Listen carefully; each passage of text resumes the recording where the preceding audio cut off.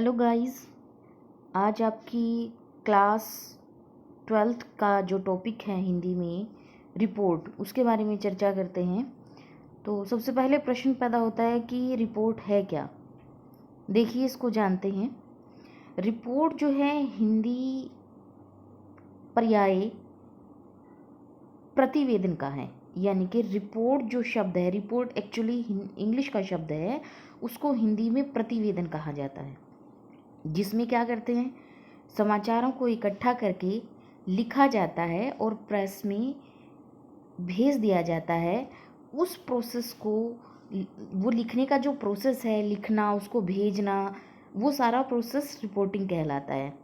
ज़्यादातर ये काम जो है फील्ड में जाकर किया जाता है। जैसे बहुत सारे टीवी चैनल्स में आप देखते हैं, रिपोर्टर फील्ड में जाकर के सब चीज़ों का ब्यौरा देखता है, फिर उसको लिखता है और फिर उसकी न्यूज़ बनाई जाती है, तो उसको रिपोर्ट कहा जाता है।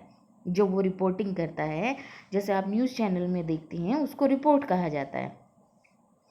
इसमें एक संवाददाता होता है जो सेमिनार्स, रैली या सम्मेलन से अलग अलग प्रकार की खबरों को इकट्ठा करता है और उनको अपने कार्यालय में भेज देता है। प्रेषित करने का अर्थ होता है भेज देता है। वास्तव में रिपोर्ट एक प्रकार की लिखित विवेचना होती है, यानी कि लिखने का एक प्रोसेस होता है जिसमें किसी भी संस्था, दल, सभा, विभाग या विशेष आयोजन की तथ्यों सहित जानकारी, तथ्य होते हैं डाटा के साथ उसकी जानकारी दी जाती है। और रिपोर्टिंग का जो उद्देश्य होता है वो संबंधित व्यक्ति, संस्था, परिणाम, जांच अथवा प्रगति की सही और पूर्ण जानकारी देना है। कहने का मतलब ये है कि जब हम किसी भी विषय पर कोई रिपोर्ट प्रस्तुत करते हैं तो ज़रूरी है कि हम उसकी सही रिपोर्ट दूसरों को दें। उसमें अपनी तरफ से हम कुछ भी ऐड नहीं कर सकते हैं, हम उसमें कुछ भी कल्पना का समावेश नहीं कर सकते हैं। फॉर एग्ज़ाम्पल, लेटेस्ट में देखिए, जो कोरोना महामारी है, उसकी वजह से जो चारों तरफ भयंकर हाहाकार मची हुई है, यदि हम उसको एज इट इज़ जैसा हमने देखा है उसको उसी के अनुसार अपने चैनल, अपनी संस्था को भेज देते हैं, लिखित में प्रोवाइड कराते हैं, समाचारों को प्रेस में भेज देते हैं लिखने के लिए, तो वो सब चीज़ें क्या कहलाती हैं? रिपोर्ट। इसमें दूसरा प्रश्न होता है रिपोर्टिंग के प्रकार। बहुत सारे प्रकार होते हैं, जैसे राजनीतिक, साहित्यिक, सामाजिक या आर्थिक भाषणों और सम्मेलनों की रिपोर्ट, यानी कि उसमें देश विदेश में क्या चल रहा है, हमारी राजनीतिक अवस्था क्या है, हमारे राजनेता उस बारे में क्या कहते हैं, साहित्य के क्षेत्र में क्या नई चीज़ें, लोग क्या क्या लिख रहे हैं, किन किन पुस्तकों का विमोचन हो रहा है, इस तरह से। अदालतों की भी रिपोर्ट होती है, आपराधिक मामलों की रिपोर्ट होती है, प्रेस कॉन्फ्रेंस या संवाददाता सम्मेलन की रिपोर्ट होती है, युद्ध और विदेश यात्रा की रिपोर्ट कही जा सकती है, लिखी जा सकती है, प्राकृतिक आपदा, दुर्घटना या दंगे की रिपोर्ट लिखी जा सकती है, संगीत सम्मेलन, कला संबंधी रिपोर्ट लिखी जा सकती है, खोजी समाचारों की रिपोर्ट लिखी जा सकती है, व्यावसायिक प्रगति की रिपोर्ट लिखी जा सकती है, पुस्तक प्रदर्शनी या चित्र प्रदर्शनी आदि की रिपोर्ट हम लिख कर भेज सकते हैं छपने के लिए, उसी को रिपोर्टिंग कहा जाता है। अच्छा, तीसरा प्रश्न आता है, अच्छी रिपोर्टिंग के लिए क्या क्या गुण होने चाहिए। देखिए, एक अच्छी रिपोर्टिंग तभी होगी जब उसमें कुछ ना कुछ क्वालिटीज़ होंगी, और वो क्वालिटीज़ क्या होनी चाहिए? जो रिपोर्टर है, मान लीजिए मैं रिपोर्टर हूँ, तो मुझे रिपोर्टर के डेस्क से संबंध अच्छे होने चाहिए, यानी कि मैं जिस टॉपिक पर लिख रही हूँ, बात कर रही हूँ, लोगों को बता रही हूँ, मेरा सबसे पहला कर्तव्य ये है कि मैं एक तो उसकी संपूर्ण जानकारी दूं, किसको? जिसके साथ जुड़ी हुई हूँ, यानी कि जिसको लिख करके मैं भेज रही हूँ, जिस संस्था को, जिस समाचार को मैं भेज रही हूँ, मेरे उसके साथ संबंध अच्छे होने चाहिए। पूरी तरह से मेरी जो रिपोर्ट है वो क्लियर होनी चाहिए, अलंकारिक नहीं होनी चाहिए मेरी भाषा, यानी कि मैं इतनी गूढ़ शब्दों का प्रयोग या मुहावरेदार शब्दों का प्रयोग ना करूं कि लोगों को समझ में ना आए, जबकि मुझे करना चाहिए क्या? सरल और स्पष्ट भाषा का प्रयोग। रिपोर्ट होती है सूचना, सूचना भर, यानी कि मैं उसको बहुत ज़्यादा एक्सप्लेन करके नहीं बताऊंगी, उसकी केवल सूचना भर ही दूंगी। किसी भी वाक्य के एक से अधिक अर्थ ना निकलें, ऐसी रिपोर्ट होनी चाहिए। कहीं ऐसा ना हो कि मैं लिखूं कुछ और उसका अर्थ कई कई और अर्थों में उसका अनर्थ निकल जाए। भाषा में प्रथम पुरुष का प्रयोग कभी नहीं किया जाना चाहिए। जो भी डाटा या फैक्ट्स दे रही हूँ वो विश्वसनीय और प्रमाणिक हैं हूँ। रिपोर्ट संक्षिप्त हो, उन तथ्यों का समावेश होना चाहिए जो अत्यंत महत्वपूर्ण हो। तथ्यों को यानी डाटाज को, जो आपका मैटर है, वो क्रम के अनुसार हो, सुविधा के अनुसार हो। जो शीर्षक है वो बिल्कुल क्लियर हो, रुचि के अनुसार हो, यानी कि लोग उसको देखें, पढ़ें, सुने तो उनको अच्छा लगे। शीर्षक ऐसा हो जो मुख्य विषय को क्लियरली लोगों को बता सके। रिपोर्ट में हर एक डाटा और विषय को अलग अलग अनुच्छेद में लिखा जाना चाहिए। और लास्टली मैं कह सकती हूँ कि प्रतिवेदन यानी कि रिपोर्ट के अंत में सभा, दल या संस्था के अध्यक्ष के हस्ताक्षर भी होने ज़रूरी हैं। चौथा प्रश्न पैदा होता है, रिपोर्टिंग लिखने की विधि क्या होनी चाहिए? तो आइए मैं बताती हूँ इसकी विधि क्या है।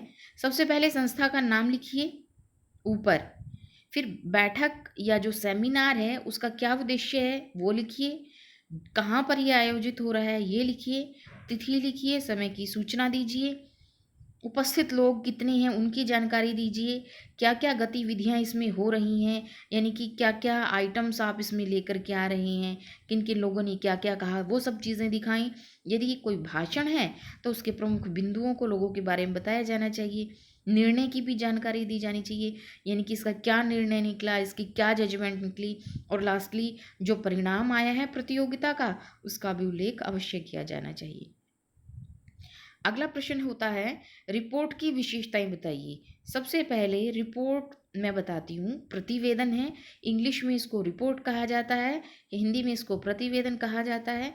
ये अपने आप में एक ऐसा दस्तावेज, एक ऐसा प्रमाणित तथ्य है जिसका महत्व केवल उस समय नहीं समसामयिक होता है, केवल उस समय नहीं बल्कि भविष्य में भी इसका उपयोग बना रहे, ऐसा दस्तावेज होता है report. For example, Lal Bahadur Shastri की मौत के पीछे क्या कारण था, वो कहाँ किस तरीके से उनकी मौत हुई, इसके बारे में लोगों के मन में आज भी कौतूहल है, यानी कि उनकी मौत आज भी कुछ जानने का विषय बनी हुई है। तो मेरे कहने का मतलब ये है कि हमेशा योजना जो है आपकी, जो रिपोर्ट बना रहे हो, वो ऐसी हो कि केवल उस समय नहीं बल्कि भविष्य में भी उसका यूज हो सके। तो देखते हैं इसकी विशेषताएं क्या हैं। कार्य जो योजना है, यानी कि कार्य करने की प्लानिंग, सबसे पहले रिपोर्टर को पूरी योजना बनानी चाहिए, विषय का अध्ययन करना चाहिए और उसके उद्देश्य को समझाना चाहिए। इसकी प्रारंभिक रूपरेखा बनाने से रिपोर्ट लिखने में हमेशा हमें हेल्प मिलती है। जैसे कि मान लीजिए मैं बनाना चाहती हूँ कोई रिपोर्ट किस विषय पर, कि कोरोना संक्रमण क्यों फैल रहा है। पहले तो मुझे उसकी पूरी प्लानिंग करनी पड़ेगी, फिर विषय का मेरे को अध्ययन भी करना पड़ेगा, फिर लोगों को बताना पड़ेगा कि मैं क्यों लिखना चाह रही हूँ। ये सब चीज़ें कार्य योजना के अंतर्गत आती हैं। दूसरा है तथ्यात्मक रिपोर्ट, यानी कि डाटा बेस्ड प्रतिवेदन, जिसको रिपोर्ट कहा जा सकता है। इसमें हमेशा तथ्यों का संकलन होता है, तथ्यों को इकट्ठा किया जाता है, डाटाज को इकट्ठा किया जाता है। इसलिए सबसे पहले विषय से संबंधित जानकारी होनी चाहिए। उसके बाद पुरानी रिपोर्ट्स, फाइल, जो नियम पुस्तकें हैं या प्रपत्र हैं, प्रपत्र होते हैं मैगजीन्स वगैरह, इनके द्वारा आवश्यक सूचनाएं इकट्ठी की जाती हैं। कहने का अर्थ ये है कि चाहे वो पत्र पत्रिकाएं हैं या डाटाज हैं, कहीं से भी जो डाटा कलेक्शन हो रहा है वो इकट्ठा होना चाहिए एक जगह। उसके बाद सर्वेक्षण होना चाहिए। सर्वेक्षण का अर्थ होता है उसके बारे में जानना, सर्वेक्षण को कह सकते हैं फील्ड में जाकर के काम करना। फिर उसका साक्षात्कार भी ज़रूर होना चाहिए, यानी कि लोगों से आपने इस विषय में क्या क्या बातचीत की वो डाटाज इकट्ठे किए जाने चाहिए। फिर इनको रिकॉर्ड किया जाना चाहिए और आवश्यकता पड़े तो इन पर फोटो भी ले लेनी चाहिए। प्रामाणिकता होनी बहुत ज़रूरी है। देखिए बच्चों, किसी भी रिपोर्ट का जो महत्वपूर्ण बिंदु है वो है प्रामाणिक, यानी कि अगर हम कोई फेक न्यूज़ बना देते हैं तो वो बहुत ज़्यादा दिन तक नहीं चलती है। जबकि अगर हम कोई ऐसी रिपोर्ट करते हैं, रिपोर्ट बनाते हैं जो प्रामाणिक है, यानी कि जो सच सच्चाई के साथ है, डाटाज के साथ है, तो वो बहुत लंबे समय तक टिकती है। इसमें क्या होता है, किसी विषय, घटना या शिकायत के बारे में जो भी हमने डाटा जुटाए हैं, उनकी प्रामाणिकता होनी ही चाहिए। हम फैक्ट्स ही लिखेंगे, उसमें हम कुछ भी लोल कपोल बातें नहीं लिखेंगे। मेरे कहने का मतलब है कुछ भी अपनी मन मर्जी से मन गढ़ंत बातें नहीं लिख सकते हैं।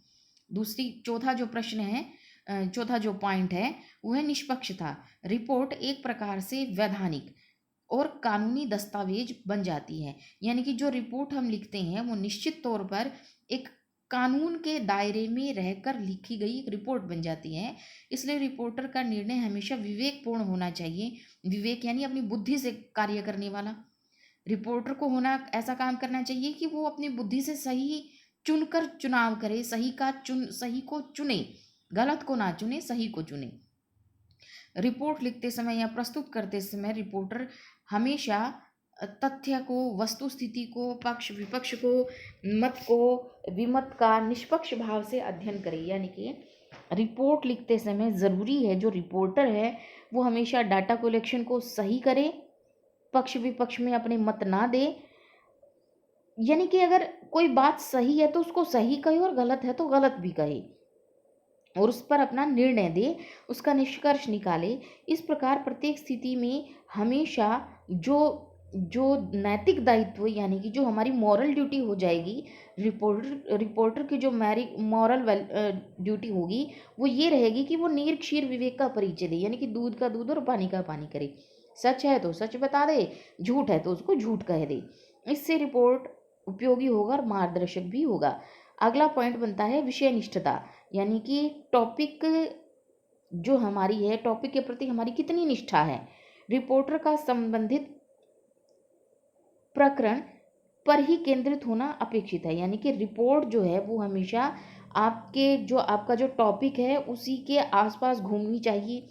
यदि किसी विषय विशेष पर रिपोर्ट लिखी जा रही है तो उसमें तथ्य भी हों, उनका कारण भी हो, उनकी सामग्री भी होनी चाहिए। इसमें प्रकरण को एक सूत्र की तरह है, इस तरीके से पिरोया जाता है जैसे एक मोतियों की माला होती है ना, कि भाई पहले बड़ा मोती, फिर छोटा, फिर छोटा, फिर छोटा, ऐसे इस तरीके से होना चाहिए जिससे कि रिपोर्ट का जो प्रकरण जो है वो अपने आप में स्पष्ट हो जाए। उसके बाद है निर्णयात्मकता। रिपोर्ट केवल विवरण नहीं होती, केवल डाटा नहीं होता। रिपोर्टर को जो विषय है उसकी विशेष जानकारी होनी चाहिए। यदि वो विशेषज्ञ होगा तो निश्चित तौर पर साक्ष्य, प्रूफ और जो डाटा है उसका सही और गलत का अनुमान लगा पाएगा और उनका विश्लेषण करने में समर्थ होगा, यानी कि उनको अच्छे से जांच परख करके लोगों को बता सकेगा। साथ ही वो प्राप्त तथ्यों, साक्ष्यों, तर्कों का सम्यक परीक्षण कर पाएगा और अपने सुझाव और निर्णय भी दे पाएगा। सरल भाषा में कहूँ तो ये है कि हमेशा जो रिपोर्टर है उसको जो भी वो रिपोर्ट कर रहा है, जिस भी विषय में वो रिपोर्ट कर रहा है, उसको सही को सही बताना चाहिए और गलत को गलत बताना चाहिए। अपनी मन मर्जी से सही गलत का अनुमान नहीं लगाना चाहिए, जो है वो है। उसके बाद है संक्षिप्त और स्पष्ट। संक्षिप्त होता है छोटा और स्पष्ट होता है क्लियर। रिपोर्ट लिखते समय हमेशा ये ध्यान रखना चाहिए कि आवश्यकता से ज़्यादा विस्तार ना हो, यानी कि हम किसी चीज़ को रबड़ की तरह ना खींचें, जितनी ज़रूरी कम से कम शब्दों में ज़्यादा से ज़्यादा बात कहनी चाहिए। प्रत्येक तथ्य या साक्ष्य का संक्षिप्त और सुस्पष्ट विवरण दिया जाना चाहिए। हमेशा डाटाज क्लियर हों, छोटे हों और उनको अच्छे तरीके से प्रस्तुत किया जाना चाहिए। देखिए, यदि रिपोर्ट लंबा हो गया या उसका सार दे दिया जाए, ज़रूरी नहीं है कि लोग उनके प्रति एकदम से आकृष्ट हो सकें। अगर रिपोर्ट लंबा हो गया या उसका सार दिया जाए जिससे जो डाटाज हैं, जो सुझाव है, उनका ध्यान तुरंत आकर्षित नहीं होता है, लोगों का लंबा नहीं खींचना होता, उसको बढ़ा चढ़ा करके नहीं कहना होता, छोटा ही लिखें, सार रूप में लिखें, ये ज़रूरी है। अस्पष्ट सूचनाएँ कभी भी नहीं होनी चाहिए, यानी कि ऐसा नहीं होना चाहिए रिपोर्ट में कि हाँ, ऐसा हुआ, शायद ऐसा हो गया हो, शायद शब्द का प्रयोग कभी भी नहीं होता। या तो ये होता है हाँ, ये हो गया, या फिर ये होता है कि ये नहीं हुआ। इसलिए रिपोर्ट संक्षिप्त होते हुए भी अपने आप में पूर्ण और स्पष्ट होनी चाहिए। मैं आपको एक उदाहरण करवाती हूँ जिसमें ये दिया गया है कि आपके मोहल्ले में चोरी की वारदात पर एक रिपोर्ट तैयार कीजिए। आपके मोहल्ले में एक चोरी हो गई है, आपको उस पर एक रिपोर्ट लिखनी है, तो आप कैसे लिखेंगे? देखिए, कोई भी डेट आप ले सकते हैं कि जैसे इसमें जैसे दिया गया है कि 20 जून 2016 को मोहल्ले में लाल खजूरी दास के यहाँ चोरी हो गई। लगभग चोरी रात के 12 बजे हुई। सभी लोग शादी में गए हुए थे। हमारे मोहल्ले में हर रोज़ रात को 11 से 2 बजे तक बिजली चली जाती है। चोरों ने इसका खूब फ़ायदा उठाया। पीछे से दरवाजे को खोला और कोठी में घुस गए। उन्होंने घर की प्रत्येक चीज़ को देखा। अपने साथ 50,000 रुपए नकद और 21 तोले सोना और अन्य कीमती सामान भी ले गए। लाला जी को जब चोरी की बात सुबह पता चली 2:30 बजे, उस समय पता चली जब वो घर वापस लौटे। वे कुछ गणमान्य व्यक्ति होता है, कुछ मोजिज जो व्यक्ति होते हैं, जो समाज में प्रतिष्ठित जो लोग माने जाते हैं, ऐसे व्यक्तियों को साथ लेकर के थाने में पहुंचे। पुलिस ने चोरी की रिपोर्ट दर्ज कर ली है, वो चोरों की तलाश में है। इंस्पेक्टर महोदय ने आश्वासन दिया है कि जल्द ही चोरों को पकड़ लिया जाएगा। तो इस तरीके से आपको रिपोर्ट लिखनी होती है। उम्मीद है बच्चों आपको रिपोर्ट के बारे में क्लियरली बात पता चल गई होगी, और आप अपनी तरफ से भी कुछ ना कुछ कोशिश ज़रूर करें। उम्मीद करती हूँ भविष्य में आपके ये 5 अंक का जो प्रश्न बनता है उसमें आप कहीं पर भी मार नहीं खाएंगे, और आपके 5 अंक अच्छे से एनरोल हो जाएंगे एग्ज़ाम में। Thank you.